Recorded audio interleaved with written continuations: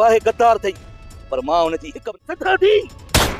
अस्सलाम वालेकुम दोस्तों, तव्हांखे ॿुधाईंदा आहियूं तकरार ड्रामे जी अचण वारी नेक्स्ट एपिसोड जी पूरी अपडेट।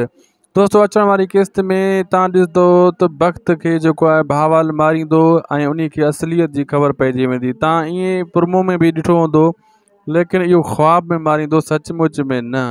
इहो वक़्तु ॾिसंदो आहे भउ खां ख़्वाब त मूंखे चाचा मारे छॾियो ऐं मुंहिंजी गद्दारी पकड़जी पई आहे। नवाब खान बि आर्डर ॾेई छॾियो आहे, तूं वञी करे भावल खे लेटाए। हाणे इन जे करे हू हिकिड़ो ख़्वाब ॾिसंदो आहे, सचमुच में वक़्त खे भावल नाहे मारींदो।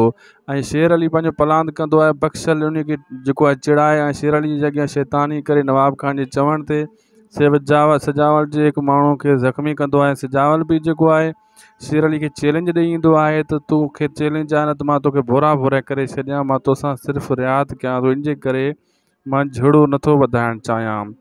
ऐं इन जे करे ई शेर अली कावड़ में अची बख़्शल जे टीकरनि ते अची करे सिजावल जे हिकु माण्हू खे ज़ख़्मी कंदो ऐं टंग में गोली हणंदो। ऐं सिजावल इहा शइ ॾिसी हाणे सिजावल बि बर्दाश्त न कंदो, उहो बि विढ़ंदो। ऐं जेको तव्हां भावल वारो सीन ॾिठो आहे, वक़्त खे गोली हणे थो, इहो फेक आहे, फेक न आहे, सच में आहे, लेकिन इहो सुपिनो ॾिसी रहियो हूंदो आहे वक़्तु।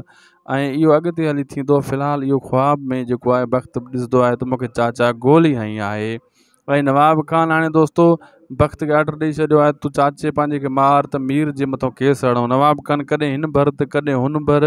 नवाब खान जी हिकिड़ी ॻाल्हि कोन, 1 मिंट में 60 ॻाल्हि कंदो आहे।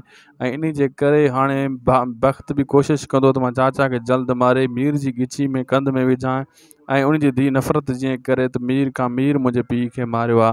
हू इहा प्लैनिंग कंदो ऐं मीर बि प्लैनिंग कंदो। ऐं नवाब खान वरी वक़्त खे मराइण जे लाइ मीर खे चवंदो, माना जारियो कोन्हो नवाब खान कमु ठाहियूं वेठो आहे पंहिंजे लाइ, ऐं पंहिंजे लाइ हू कमु तयारु आहे उन जो।